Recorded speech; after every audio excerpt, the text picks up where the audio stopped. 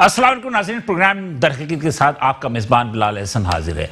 नाज़रीन, जब हम गुज़श्ता हफ्ते इस स्टूडियो में हम प्रोग्राम कर रहे थे दरहकीकत का, तो उसके बाद एक हफ्ते के बाद जब हम 1 फरवरी 2021 में आज हम लाइव पे बैठे हैं स्टूडियो में, तो इस एक हफ्ते के दौरान जो है हमें बहुत सारे डेवलपमेंट नज़र आए।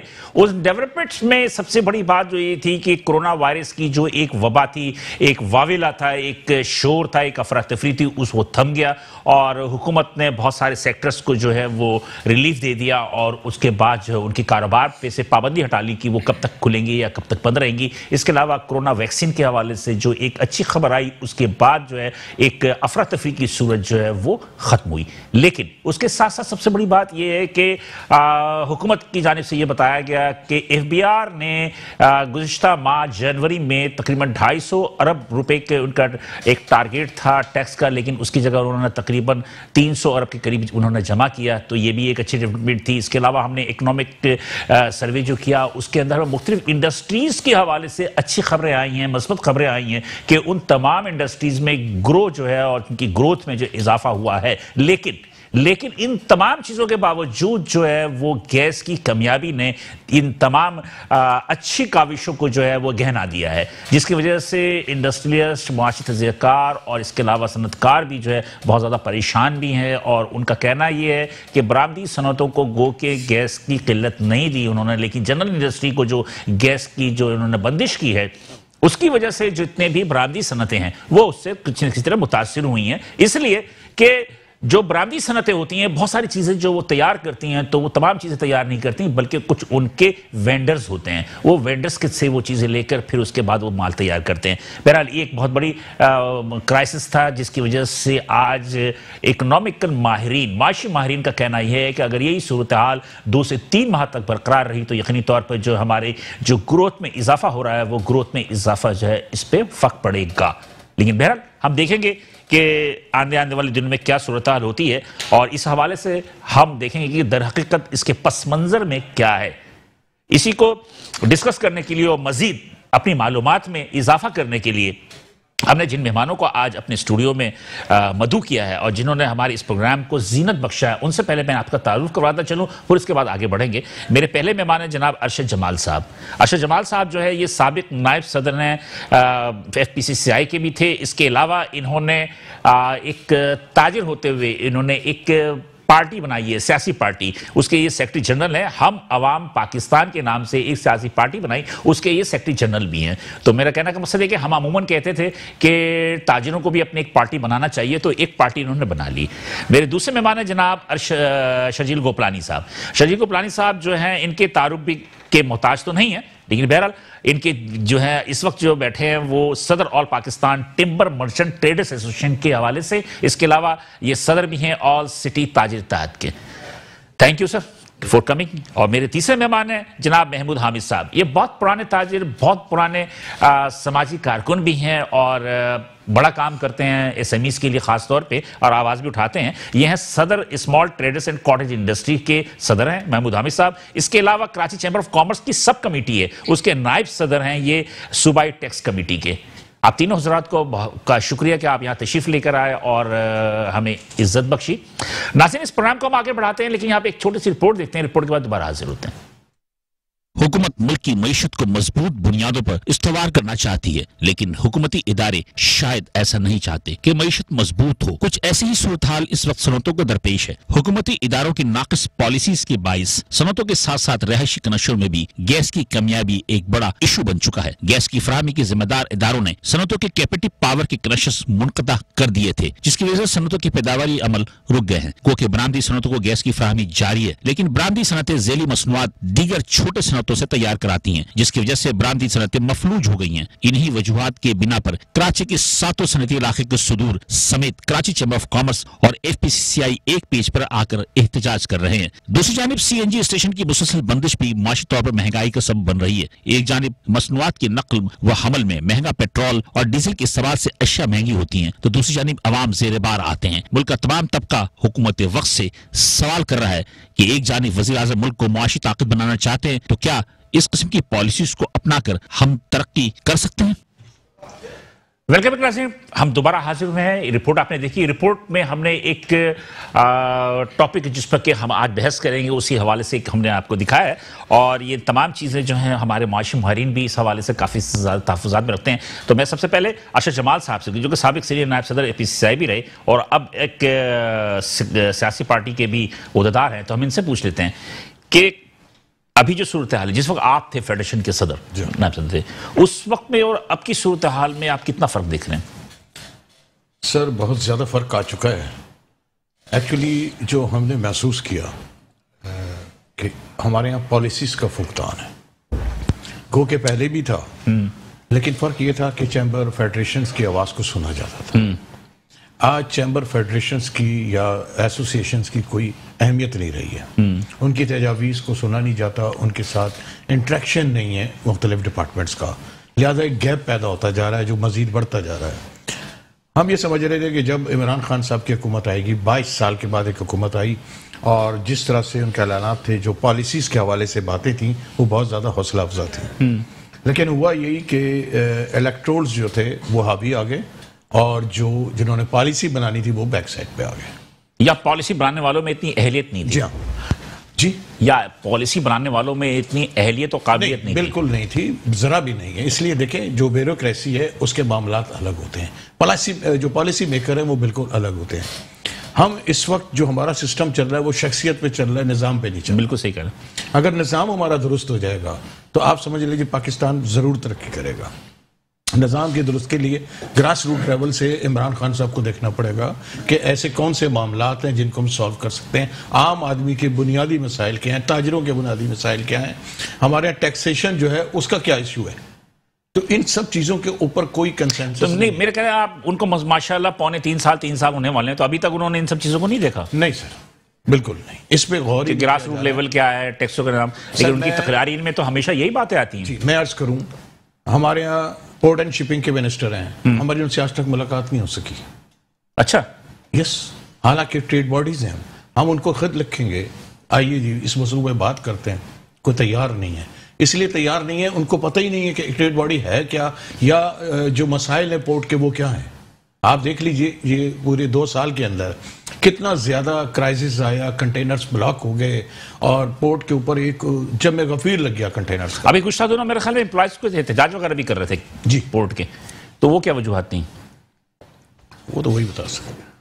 बहरहाल आप ये समझते हैं कि निज़ाम सही नहीं चल रहा? निज़ाम सही नहीं, निज़ाम दुरुस्त होगा सारा सिस्टम।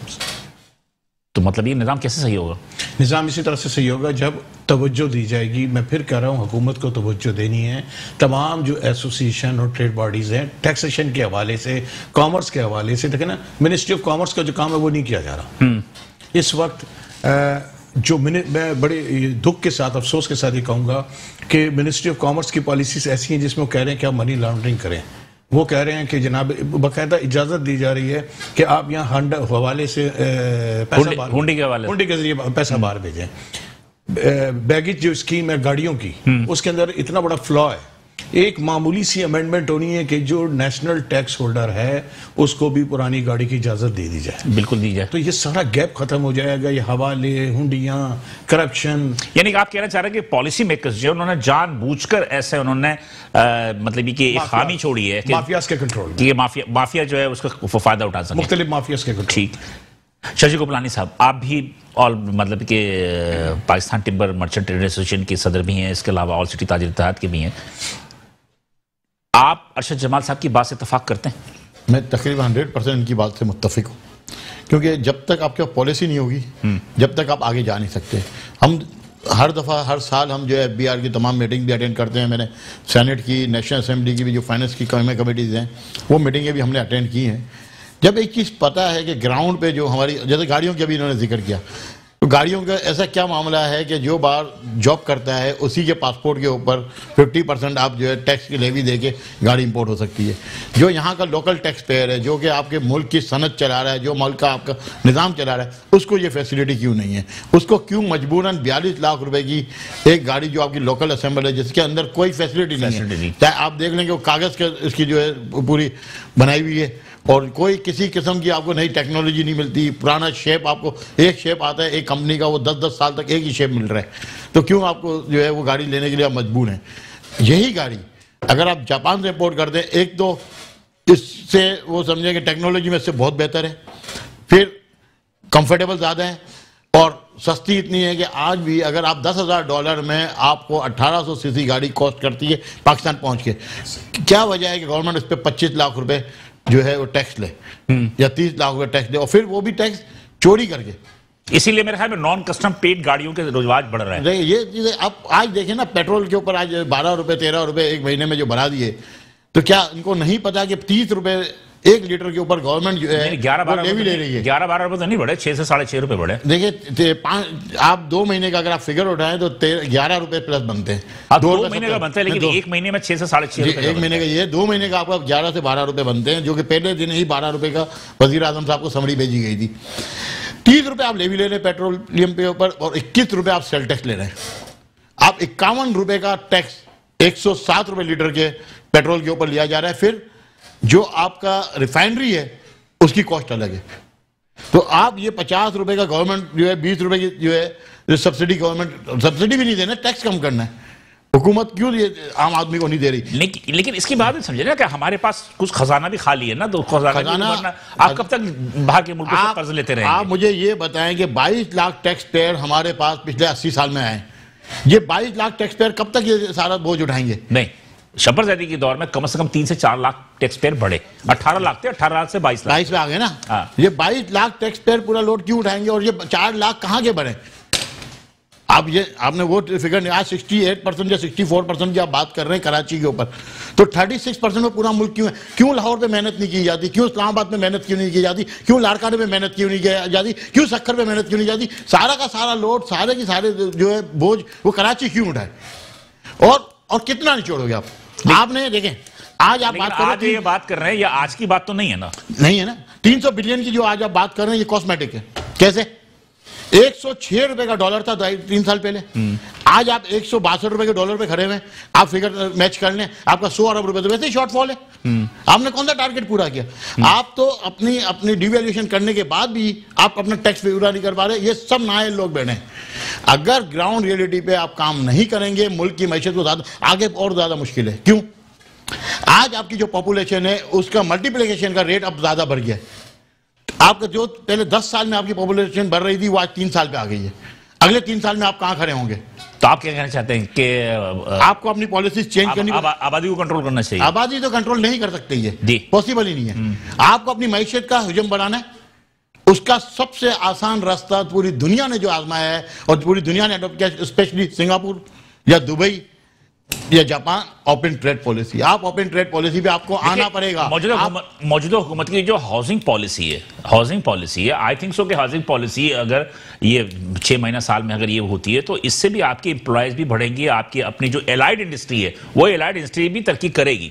लेकिन अब बात वो ये है कि एक चीज हो जाती है कोरोना वायरस, ठीक है जी, कोरोना वायरस की वजह से भी तो सोशल डिस्टेंस है, ये है वो है, अब वैक्सीन आ गई है, अब देखें उसके बाद क्या सूरत हाल होती है। देखिए, कोरोना वायरस की वजह से हमने बहुत ज़्यादा डिस्टर्बेंस हुई, लेकिन कोरोना वायरस से हम सीखे नहीं। कोरोना वायरस ने पाकिस्तान को इतना डिस्टर्ब नहीं किया था। पाकिस्तान के बाद अगर सही लोग मौजूद होते तो हम इस वक्त दुनिया की बहुत सी मार्केटों को कैप्चर कर सकते थे। ठीक, हमने अपना पूरे, हमारे पास एनर्जी नहीं है। कोरोना वायरस के दौर में सबसे ज्यादा इंपोर्ट भी हुई है, आप देखें क्लियरेंसेस भी हुई हैं, और पोर्ट के ऊपर रश भी उसी दौर में था। तो इसका मतलब है हमारी इंपोर्ट्स नहीं रुकी थी। हाँ, एक्सपोर्ट्स पे जरूर हमारी फर्क पड़ा था। जो ट्रेड डेफिसिट है ये उसकी वजह से सारा मामला। मैं जरा महमूद अहमद साहब से बात कर लूं, जरा वो भी बेचारे बैठे हुए हैं और काफी देर से बहुत बातें अंदर लेके बैठे हुए हैं। महमूद साहब, ये बात हो रही है कि हुकूमत की पॉलिसी का सही नहीं है। ये 2.5 साल 3 साल में क्या मौजूदा हुकूमत जो है वो इकोनॉमिक पॉलिसी या इकोनॉमिक जो प्रॉब्लम है उसको नहीं समझ पाई है क्या? आप क्या समझते हैं? बिस्मिल्लाहिर्रहमानिर्रहीम। देखें, ये जो अगर ये अपनी पॉलिसी समझ गए होते और अपने दावों के मुताबिक ट्रैक पे आ गए होते ना, तो हमारा तैयारा PIA का मलेशिया के अंदर रोका नहीं जाता। और लेकिन वो तैयारा जो रोका उसकी तो सारी पिछली गवर्नमेंट पे थी ना सारी, सिर्फ इन्होंने पैसे अदा करने थे ना, पैसे उसका केस भी चल रहा था यूके में, वो एक सियासी मसला था। देखिए लायबिलिटीज तो ट्रांसफर होती है ना, लेकिन वो सियासी मसला था। जो कर्जे नवाज शरीफ ने लिए या जो कर्जे आसिफ अली जरदारी ने लिए, तो उससे इमरान खान इनकार नहीं कर सकते, नहीं कर रहे। वो हमारी गर्दन पे एक एक बच्चा मकरूज है 100%। और ये चीजें अब सामने आ रही है कि ये जो कर्जे 2.5 साल में लिए गए हैं वो 70 साल से के कर्जों से ज्यादा हैं। देखिए प्राइम मिनिस्टर तो कह रहे हैं ना कि वो कर्जे इसलिए लिए गए कि सूद अदा करना हमने, जो पिछले कर्जे लिए गए थे। मुझे गालिब का एक शेर याद आ रहा है, जी बिल्कुल, कि कर्ज की पीते थे मैं और समझते थे हम, रंग लाएगी हमारी फाका मस्ती एक दिन। तो भाई हम ये फाका मस्त कब तक रहेंगे? हम क्या इतने मासूम हैं कि हम समझ रहे हैं कि हम कर्ज को अदा करने के लिए, कर्ज सूद उतारने के लिए मजीद कर्ज लेंगे तो हमारा मुल्क किस तरह चल सकता है? आप मुझे बताएं। नहीं, मैं आपकी बात से इत्तेफाक करता हूँ, मजीद कर्ज लेंगे कैसे चले? मान ली की बात, अब अगर सूद आपके ऊपर ड्यू हो गया, आपके पास फॉरेन एक्सचेंज नहीं है, आप कहाँ से देंगे? आपका मुल्क तो डिफॉल्ट हो जाएगा। भाई देखिए, जब मतलब आमदनी कम होती है तो और अखराजात ज्यादा होते हैं, तो या तो आमदनी बढ़ाई जाती है या अखराजात को कम किए जाते हैं। आपने जो ऐलानात किए थे कि हम वज़ीर आज़म हाउस को खोल देंगे और यूनिवर्सिटी बना देंगे और अखराजात को कम कर देंगे, वैसी उसके अंदर आई है कोई कमी? आपने भैंसें बेच दी, आपने गाड़ियां बेच दी, उसके बाद क्या हुआ? हमारी इकनॉमी सुधर गई? तो ये कॉस्मेटिक प्रोग्राम किए करके और स्कोरिंग के लिए किया, लेकिन अमली तौर पर नहीं किया गया। आप देखें ये, और जिस तरह आप एहतिसाब के नाम पे जिस तरह ड्रामा हो रहा है, आप ये कहते हैं कि हमने जो है इतना पैसा ले लिया, प्री बार्गेन के नाम पे आपने चोरों को आपने छूट भी दी हुई है। तो ये मैं ये समझता हूँ कि ये ट्रैक पे आ ही नहीं सकी। और जो उनका कहना था, फिर सबसे बड़ी बात ये है बिलाल साहब कि हमारी आज़ादी, हमारा वक़ार, वो सबसे बड़ी अहमियत रखता है। जब तक हमारी पॉलिसियों के अंदर IMF और वर्ल्ड बैंक, वो तो खैर खत्म नहीं होंगे, वो खत्म नहीं होंगे मेरे ख्याल पे कि इससे आने वाली भी हुकूमत जो भी होगी वो कभी भी खत्म नहीं होंगे। महमूद हामिद साहब, बात यह है कि नाज़रीन गुफ्तगू से जारी है, यहाँ मुझसे कहा जा रहा है एक ब्रेक के लिए, तो हम ब्रेक पे चलते हैं। उसके बाद जब दोबारा हाजिर होंगे तो हम यकीन तौर पर हम बात को मजीद आगे बढ़ाएंगे, साथ रहिएगा। वेलकम बैक नाज़रीन, प्रोग्राम दरहकीकत में हम दोबारा हाजिर हैं और यकीनी तौर पे जो गुफ्तगू हो रही है वो इकोनॉमिक के हवाले से हो रही है और हम ये देख रहे हैं कि दरहकीकत इसके पस मंज़र में क्या है। और मेरे हमरा जो बैठे हैं मेहमान, वो अरशद जमाल साहब हैं, महमूद हामिद साहब और शजीद गोपलानी साहब। महमूद भाई, आप अपनी बात को कंप्लीट कर लें ज़रा, आपकी बात कुछ कट गई थी। तो आप कह रहे हैं, आपसे मैं सिर्फ ये पूछना चाह रहा था, SMEs, खासतौर पर SMEs जो स्मॉल मीडियम एंटरप्रेन्योर हैं, उनके मसाइल कम हुए या बढ़ गए? जी नहीं हुआ, उनके मसाइल में कोई कमी तो नहीं हुई है। ज़ाहिर है जब पॉलिसीज वही कंटिन्यूएशन होगा तो कैसे कमी होगी? अब आप देखें ना कि अभी आप CNG बंद है 4-4 रोज, तो क्या कहते हैं, इसके रेट्स बढ़ाए जा रहे हैं और इंडस्ट्रियल एरियाज के अंदर लोड शेडिंग का शेड्यूल जारी हो गया है पूरे कराची। लेकिन CNG स्टेशन तो माजी में भी बंद रहे 3-3, 4-4 दिन तक। ये पहली दफा तो नहीं हुआ? पहली दफा नहीं, प्रॉब्लम्स तो सब भी हुई हैं, लेकिन इस दफा तो ऐसा लग रहा है कि इसको खत्म करने के दर पे है। पता नहीं, आपकी बात भी मैं इसलिए नहीं कहता तो जरा हम मुझे भी यही कहते हैं। नाज़रीन, बात यह है कि गुफ्तगू सबसे जारी है। मेरे साथ ऑनलाइन पे जो मौजूद है अशफाक तोला साहब, जो कि एक माशी तजज़ियाकार हैं, और इनसे हम थोड़ा सा एक समरी ले लेते हैं, उसके बाद अरशद जमाल साहब और उसका शजीद गोपलानी साहब की तरफ चलेंगे। अशफाक साहब, अस्सलाम वालेकुम। अशफाक तोला साहब, मेरी आवाज सुन सकते हैं? जी जी बिल्कुल, आपको आ रही है आवाज? जी जी बिल्कुल आ रही है। बहुत शुक्रिया कि आपने हमें ज्वाइन किया, वक्त दिया आपने। अशफाक तोला साहब, आप माशाल्लाह काफी गहरी नजर रखते हैं इकोनॉमिक पे, बहुत गहरी नजर रखते हैं, और आपके मैं अमूमन आर्टिकल भी पढ़ता रहता हूं। क्या कहेंगे कि क्या मजमूई सूरत हाल क्या है? क्या मतलब ये कौम के अंदर मायूसी की फिजा जो है वो सही है या मुस्तकबिल अच्छा है? बिस्मिल्लाहिर्रहमानिर्रहीम। बिलाल, बहुत शुक्रिया आपका कि आपने मुझे अपने प्रोग्राम में मदद किया है। देखिए, जब कोविड आया था, कोविड से पहले ही हमारी माशी सूरत हाल बहुत ज्यादा प्रॉब्लम में थी, और उसी वक्त आपने देखा होगा कि ये कोविड की वजह से मनफी ग्रोथ नहीं थी, ये मनफी आशारिये कोविड से पहले ही आ चुके थे। बिल्कुल, आपकी मईशत जो थी वो पहले जमूद का शिकार थी, स्टैगफ्लेशन जिसको हम कहते हैं, और फिर ये कसाद बाजारी में चली गई थी जिसको हम रिसेशन कहते हैं। अब कोविड ने, मैं ये समझता हूँ, जो मेरी आजिज राय है कि कोविड ने आपकी मईशत को सहारा दिया, और इसके बाद जो आपको मोरेटोरियम मिला $1.8 अरब का जो G20 से, जी बिल्कुल, और जो बाकी आपको 1.44 अरब IMF से मिला, वो आपको संभाला दे गया 1 साल का मोरेटोरियम और एक्सेस वाला। आपने जो पैकेज दिया था 1.2 खरब रुपए का, उसमें से आपने 700 अरब खर्च किए, और 700 में से भी 300 या 350 अरब वो थे जो हर साल आप ज़रूरी कमोडिटीज को खरीद करते, आप वीट की प्रोक्योरमेंट के लिए करते हैं। तो मैं नहीं समझता कि कोई बहुत बड़ा कमाल किया था, मगर ये हुआ कि आपने जब अपने मईशत खोली, शकील साहब बैठे हुए हैं, उनको आप पूछिएगा, मैं उस वक्त इसके हामी नहीं था। और अगर आप देखेंगे और अगर आप सही तज्जिया करेंगे तो रमजान के जो आखिरी 10-15 दिनों के अंदर जो मार्केटें खोली गई, सबसे बड़ा जो हमें लॉस हुआ वो कोविड में उन्हीं दिनों में हुआ। हम ईमानदारी से तज्जिया करते हैं, अब अल्लाह उनको जन्नत नसीब करे, जो चले गए वो तो चले गए। अब असल में मसला ये है कि आगे हम जब चलते हैं तो वो एक सहारा आपको मिला। अच्छा, बिल्कुल बंद थी मईशत, कारोबार बिल्कुल जमूद पे था।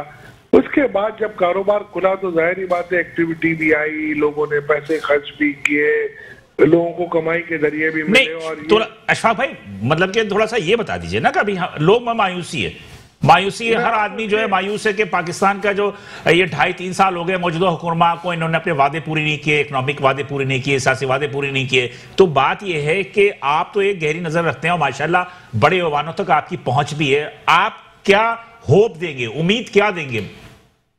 नहीं, उम्मीद तो देखिए आप ऐसे नहीं दे सकते। देखिए उम्मीद मैं आपको इसलिए थोड़ा सा माजी में लेके जाना चाह रहा था कि लोगों के, आपके जो नाज़रीन है, उनकी निगाह में जो हकीकत है वो आ जाए। अब अगर जब ये सब चीजें कारोबार जिंदगी को खोला और जब दुनिया बंद थी, लाइक आपका बांग्लादेश, लाइक आप देखें इंडिया, ये सारे बंद थे, उस वक्त आपको एक अच्छा वो मिला आपको कि एक सहारा मिला कि आपके पास एक्सपोर्ट के ऑर्डर आने शुरू हुए और आपने उस वक्त एक्सपोर्टर्स को फैसिलिटेशन की। अब अगर आप देखें तो एक्सपोर्टर्स को जो फैसिलिटेशन की गई थी वो भी मेरा ख्याल है अब वो फैसिलिटेशन दिन ब दिन कम से कम हो रही है। जैसे गैस की लोड शेडिंग की जो बात हुई, लोड शेडिंग नहीं, अब तो कैप्टिव पावर यूनिट का भी आपको उन्होंने कहा है कि जी नहीं, आप नहीं दे सकते। अब वो जिन्होंने इतने बड़े गैस फायर्ड जनरेटर ले लिए, जो इन्वेस्टमेंट की थी उन्होंने, वो तो बेचारे गए। अच्छा, आप जिस तरीके से 168 रुपए के डॉलर पे एक्सपोर्टर्स ने अपनी बुकिंग की हुई थी कि जी हम जब वो भेजेंगे और वापस आएंगे डॉलर तो 168 का होगा, वो 160 पे आ गया।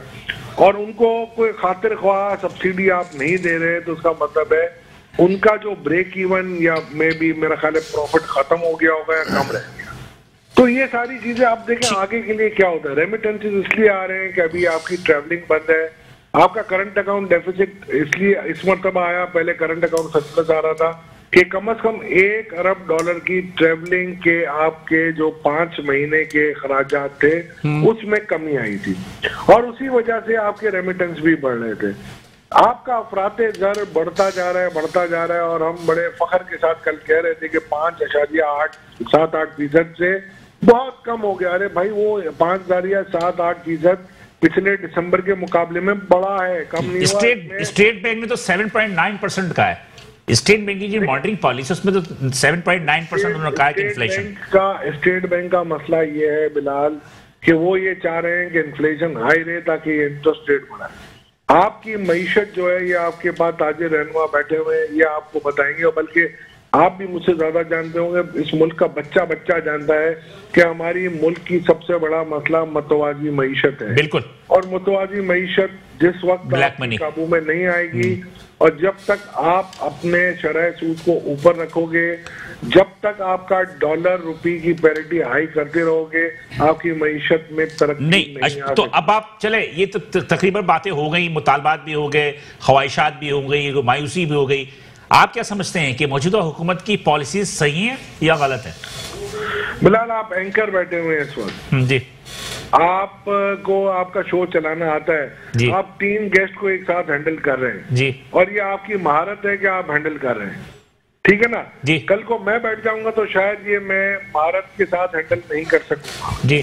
कल को आपको मैं कहूंगा फोन करके कि माशी तजिया कारी करें तो आप बोलेंगे यार ये तो आपने मुझ पे कारी ज़र्ब लगा दी।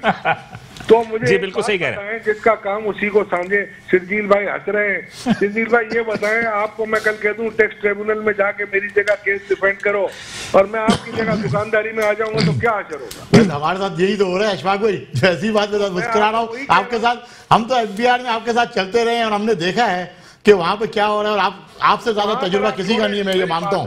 इक़्तिदार के ऐवानों में जब ये हो रहा हो, जब मुझे पता ही ना हो कि मेरा अगर देखे मेरे साथ अगर कोई अमेरिकन क्वालिफाइड आ जाता है और वो बोलता है कि जी बल्गारिया की मईशत को मैंने यूं ठीक किया था और इजिप्ट की मईशत को मैंने यूं ठीक किया, तो भाई हमारे और उनके दरमियान बहुत बड़ा फर्क है। उस फर्क को मैं कहाँ लेके जाऊं? क्या इजिप्ट का फर्क मैं अपना अमेरिका में ले जाके दफन करूं? ठीक है अशफाक भाई, बहुत शुक्रिया, बहुत शुक्रिया, बहुत शुक्रिया। आपकी बातों में जो बात आप नहीं कह पाए वो उसमें भी बहुत सारी गहराई थी, और उन तमाम बातों से हम अंदाजा कर सकते हैं कि इसके अंदर एक मायूसी भी है और उम्मीद भी है, और यकीनी तौर पर हुकूमत जो उम्मीद दिला रही है हमें, उससे मतलब पेवस्ता रहना चाहिए, अच्छे की उम्मीद रखनी चाहिए। क्या होगा नहीं होगा वो तो हम अपने मेहमानों से ही पूछेंगे, लेकिन यहाँ पे एक छोटा सा ब्रेक लेंगे। ब्रेक के बाद दोबारा हाजिर होंगे तो अपने मेहमानों से जो अशफाक तौला साहब ने बातें की हैं उसी हवाले से इस गुफ्तगू को आगे बढ़ाएंगे। साथ रहिएगा। वेलकम नाज़रीन, प्रोग्राम दर हकीकत में हम दोबारा हाजिर हैं, और वक्फे में जाने से कबल अशफाक तौला जो कि एक बात काफ़ी ज़्यादा माशी तज़्किकार हैं, उन्होंने जो बातें की वो बातों में मायूसी भी थी, उम्मीदें भी थी, और कुछ शिकायत भी थी, कुछ उनके मुतालबात भी थे कि पॉलिसी किस तरह करें। इसी हवाले से हम इस पर अरशद जबाल साहब से सबसे पहले तो मैं इनसे बात करूँ कि चूंकि ये क्लियरिंग फॉरवर्डिंग एजेंट्स एसोसिएशन के भी प्रेसिडेंट रहे हैं, तो इनको तो कस्टम से बहुत ज़्यादा वास्ता रहा है, और यकीनी तौर पर जो है वो जानते भी हैं कि स्मगलिंग कैसे होती है, अंडर वाइसिंग कैसे होती है, और टैक्सेस की जो नकायस हैं या खामियां कहाँ मौजूद है। अरशद साहब, अभी जो बात की अशफाक तौला साहब ने, उसमें मायूसी भी थी, उम्मीद भी थी, सजेशन भी थी। आप क्या समझते हैं कि क्या सूरत हाल है कि क्या कस्टम में जो महकमा है, FBR का महकमा है, या हमारी जो कुछ दीगर इस्टेब्लिशमेंट हैं, क्या इनकी वजह से निज़ाम दुरुस्त नहीं हो रहा है, या क्या वजूहत हैं? देखिए सर, 70 सालों से हम मेड इन चाइना से मेड इन पाकिस्तान पे नहीं आ सके। ठीक है। इसकी बुनियादी वजह यह रही कि यहां पे जो हुकूमत की है वो उन लोगों ने की है जो सिर्फ शख्सियत, मैं देखा शख्सियत तक महदूद रहे हैं, या जो बाहर से पढ़ के आए सर, ड्यूल नेशनलिटी थे, उनको पाकिस्तान की डायनेमिक्स का पता ही नहीं है क्या है, किस तरीके से हमारा मुल्क ने तरक्की करनी है। हमारे इंडस्ट्रीज जो हैं उनको कोई मराहत नहीं है। हाई दिन आप देख लो इंडस्ट्री चीखती है, क्यों चीख रही है? हकीकत है, आप ये देखेंगे अभी भी चीख रही है बेचारी। ठीक है, ये गैस नहीं है। आप गवादर पे आ जाएं, गवादर बेहतरीन जन्नत नजीर, और पूरे पाकिस्तान की निगाह उस पर ही है कि वो अगर तरक्की करेगी तो पाकिस्तान की मैशत तरक्की करेगी। सर, कोई एक इंडस्ट्री दिखा दे इन सालों में वहां किसी ने लगाई हो या लगी हो। मतलब आप लोकल की बात कर रहे हो, पाकिस्तानी की? पाकिस्तानी, ठीक है। पाकिस्तानी ज्यादा बेहतर अंदाज में काम कर सकते हैं, पाकिस्तानियों के पास ज्यादा एक्सपीरियंस है, हमारे यहाँ लेबर कॉस्ट सस्ती है, हमारे यहाँ बहुत ज्यादा अपॉर्चुनिटीज है, हम काम कर सकते हैं, हमारे यहाँ एक्सपोर्ट्स में काफी काम हो सकता है। तो पाकिस्तानियों के लिए नो गो एरिया है? यस। देखिए, हुकूमत तो कहती है कि तरजीहात देती है कि इंडस्ट्रियल जोन बन रहे हैं, उसमें इंडस्ट्रियल जोन में पाकिस्तानी सरमायाकार गैर मुल्की सरमायाकार के सरमायाकारी करें। कहाँ है? मैं तो खत्म, कोई एक इंडस्ट्री दिखाई है ना मुझे भी कि 10-15 सालों में वहां पर कौन सी इंडस्ट्री चल रही है और कौन सी नहीं चल रही। हम देखें, चाइना को रोल मॉडल कहते हैं, उसने लो कॉस्ट वार के ऊपर पूरी दुनिया में जंग की और जीत ली, इकोनॉमिक वॉर की है उसने। जी बिल्कुल, ठीक है। उससे बड़ी वॉर हम कर सकते हैं, लो कॉस्ट के ऊपर हम जा सकते हैं। उस वक्त जाएंगे जब हम यहां से वो सियासी खानदान हटाएंगे, हम उन शख्सियात को हटाएंगे जो सिर्फ और सिर्फ पॉलिटिक्स करते हैं अपने इक़्तिदार के लिए। मुझे बताइए कि पार्लिमानी सिस्टम के अंदर जो नेशनल असेंबली, उसका रोल क्या है? नेशनल असेंबली का रोल है कि वो वहां पे कानून बनाए। बिल्कुल। तो कानून कौन बनाएगा? मैट्रिक पास आदमी जिसको पता ही नहीं है कि कानून क्या है। इसका मतलब मुशर्रफ ने जो ग्रेजुएट का जो एक लेवल रखा था वो भी गलत था। गलत। इतनी किताबें सामने रखी है, कोई एक 25 से 26 दिन में बजट पास हो जाता है। किसी ने पढ़ा है? किसको? कोई नहीं पढ़ता। कोई नहीं पढ़ता। तो हम कौन सी कानून साज असेंबली है हमारी ये? फिर उनके पास काम क्या है? एक दूसरे पे या तो कीचड़ उछालना, बिल्कुल, या वो जितने भी बल्दिया के काम है वो उनके पास है। आज तक बल्दियाती इंतखाबात नहीं हुए, उनको फायदा अगर हुए तो वो चीखता रहा, वो काला था सफेद कोई भी था, उसका कोई भी किरदार था, वो मुंतखब मेयर था। वसीम अख्तर की बात कर रहे हैं। एक बात कर रहा हूं, तो जिसका काम है उसको करने नहीं दिया जा रहा। लिहाजा अब मैं वजीर आला के पास जाऊंगा कि मेरे मोहल्ले में ये काम है, नहीं, मुझे जाना चाहिए अपने काउंसलर के पास। हम जाते हैं, होगा तो मैं जाऊंगा, और हम डीसीसी के पास जा रहे हैं। अब इस सिस्टम खराब है, जब सिस्टम सही नहीं है तो माइशत का तो बेड़ा गर्क हो। बेड़ा, मैंने कहा आप ये कहना चाहते हैं कि अच्छाई की कोई रोशनी की उम्मीद नजर नहीं आ रही? उम्मीद रखनी चाहिए खुदा से, खुदा ताला इस मुल्क में मेहरबान है, वो तो है। और 70 साल से इसीलिए ये मुल्क चल रहा है, बेशक, और इंशाअल्लाह अजीज मैं समझता हूं तब्दीली आएगी। आएगी। मतलब कि आप जब बरसरदार आएंगे सियासी जमात जो है हम आवाम पाकिस्तान, इंशाअल्लाह हम पूरी कोशिश करेंगे। देखिए हमने जो इस वक्त सियासी जमात बनाई है इसमें जितने लोग हैं, इसमें आप ताजिरों को बना रहे हैं, ताजिरों को शामिल कर रहे हैं? हर शख्स को आप शामिल? ताजिर नहीं, बहुत सारे जो शोबे जिंदगी के लोग हैं इनको लाना पड़ेगा, नुमाया। अगर आपने पॉलिसी बनानी है, देखे ना, मैं कस्टम के हवाले से शर्जील गोपलानी साहब को आपने दावत दी? जी बिल्कुल दी है, और बस आ रहे हैं वो तो महमूद हामिद साहब को भी दावत दें। सबको देंगे कि महमूद हामिद साहब वजीर खजाना का रोल बहुत अच्छा अदा करेंगे। सबको देंगे, दावत सबको होगी, शामिल होंगे। हमारा जो बुनियादी नारा है वो भी ये इस्लामी सदरती निज़ाम। सर बात ये है कि इस्लामी निज़ाम ज़ियाउल हक साहब के दौर से स्टार्ट हुआ, लेकिन बहरहाल उसको एक इतना मुतनाज़ा बना दिया हमने, वो अफगान जहाद ने इतना मुतनाज़ा बना दिया कि अब जो लोग हैं ना वो बहरहाल अल्लाह माफ़ करे, तुर्की को ले लेना, चाइना को ले लें, अमेरिका को ले लें, ये सदारती निज़ाम चल रहे हैं मुल्क। तो सदारती निज़ाम तो 158(2)B उसकी वजह से बहुत ज़्यादा मुतनाज़िर। देखिए मेरी बात सुनो, बात ये हमारे यहाँ 2 सिस्टम चल रहे हैं, एक पार्लिमानी और एक सदारती, दोनों मौजूद हैं। लेकिन सदारती इस वक्त नहीं है, इस वक्त पार्लिमानी है, इस सदर तो रबर स्टैंप है। कानून साजी नहीं की जा रही ना, जो सदर को पावरफुल बनाया जाना चाहिए वो नहीं बनाया जा रहा। ज़ियाउल हक ने जो बनाया पावरफुल वो सही बनाया। सर देखिए वो आपको पता है कैसे सदर बने। चले ठीक है जी। शरीफ साहब आप बता दीजिएगा कि ये जो बातें हुई शफाअत साहब ने की, या जो सिनेरियो है उस सिनेरियो में आप क्या देख रहे हैं?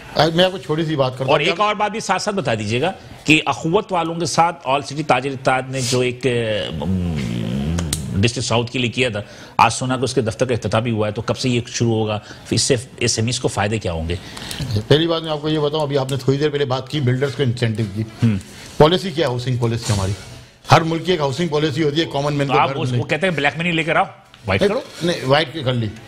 2000 स्क्वायर फीट का घर 2000 स्क्वायर फीट एक कॉमन मैन के लिए नहीं होता, एक आप समझो middle class, higher middle class के लिए उसकी कॉस्ट आ जाती है 50 लाख रुपए, 2500 रुपए पर स्क्वायर फीट की आपकी कॉस्ट ऑफ कंस्ट्रक्शन है। आपको कहीं कराची में 50 लाख रुपए का 2000 स्क्वायर फीट का घर अवेलेबल है नहीं है, 2-2.5 करोड़ रुपए का आपको स्कीम 33 में आज घर दे रहे हैं जी। तो इसका मतलब क्या है कि ये भी खजाने का मुंह कुछ लोगों के लिए खोल दिया गया है कि आप अपनी black money white money. Ashfaq साहब ने एक बात कही कि पैरेलल हमारी इकोनॉमी चल रही है, एक ब्लैक मनी एक व्हाइट मनी, तो हमारे यहाँ पैरेलल जो चल रही है ब्लैक मनी, वो ब्लैक मनी बेइंतहा ज्यादा है।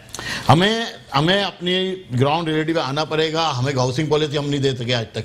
अभी इन्होंने हमारे भाई ने अरशद भाई ने जो बात की कानून साजी की, आज तक इस मुल्क में मेरे को हैरत ये हुई जब इनके साथ बात होती रहती है कि पाकिस्तान में शिपिंग कंपनी के लिए शिपिंग एक्ट का कानून ही मौजूद नहीं है।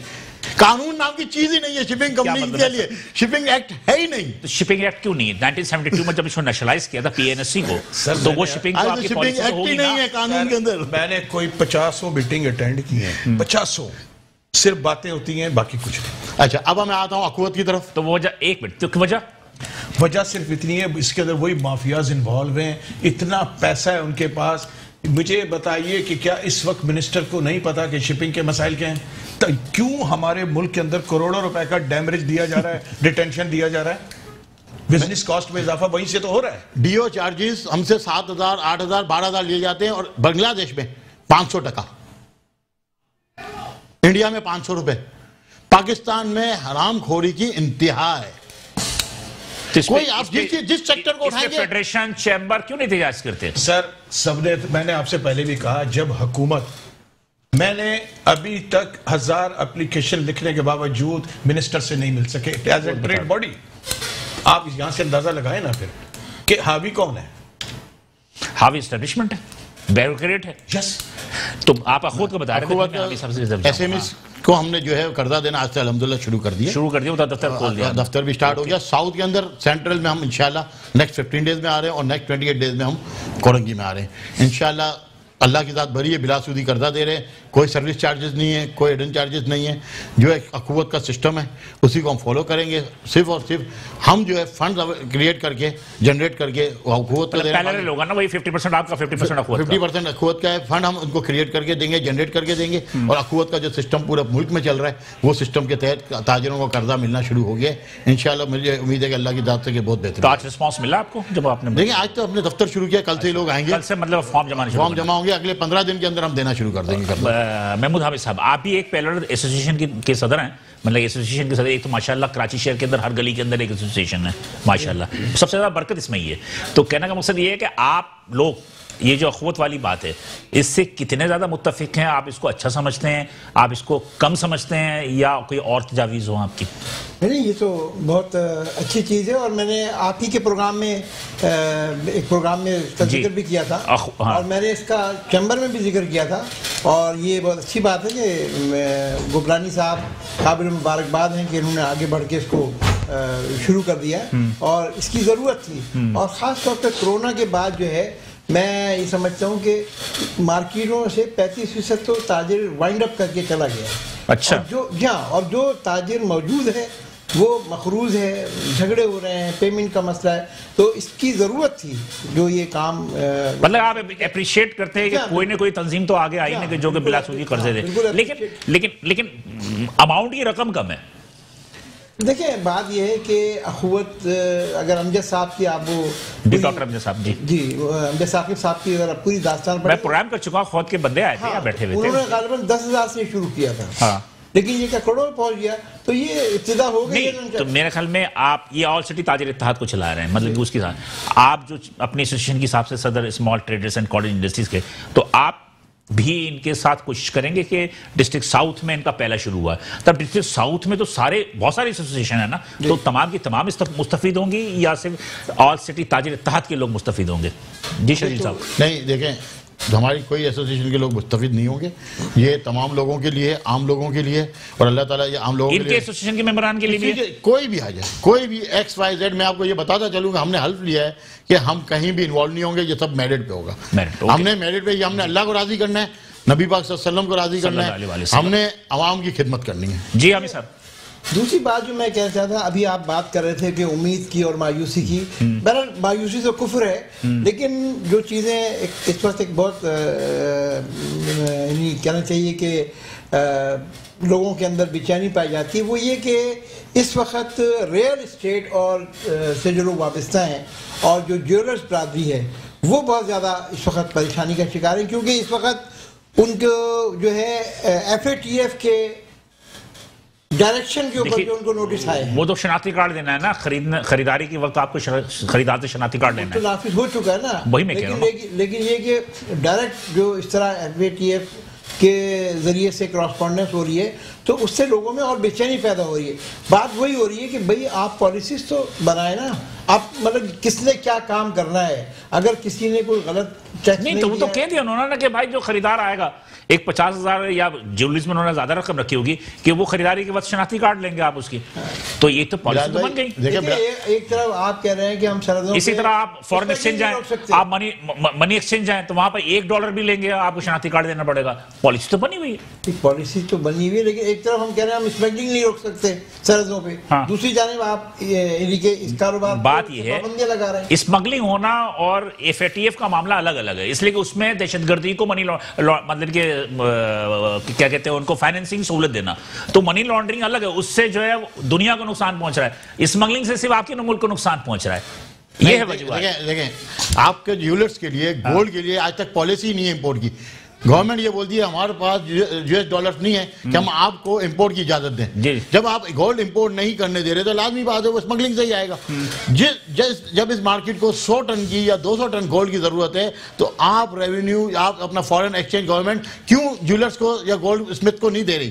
अगर वो गोल्ड स्मिथ को, ज्वेलर्स को वो जो है फंड प्रोवाइड करेगी तो आपका FATF का मामला ऑटोमेटिक हल हो जाएगा। बिल्कुल सही कह रहे हैं, आपकी बात वही है जो अभी रिकग्निशन गाड़ियों के मुतालिक उन्होंने की कि आप रिकग्निशन गाड़ियों को इंपोर्ट करने की इजाजत देंगे तो आपकी लोकल जो इंडस्ट्री वो भी अच्छी होगी, बिल्कुल, वो भी फीचर्स भी अच्छे होंगे। वो तो एक माफिया है जो कि उन्होंने जबरदस्ती लागू किया। टाइम मेरे पास खत्म हो रहा है, आखिरी जुमला मैं आपसे ये कहूंगा कि क्या कहना चाहेंगे इस हवाले से कि पाकिस्तान की हुकूमत को क्या करना चाहिए? मुख्तसरन सिर्फ दो बातें हैं। एक तो टैक्सेस को पैरेलल टू स्मगलिंग कॉस्ट करें।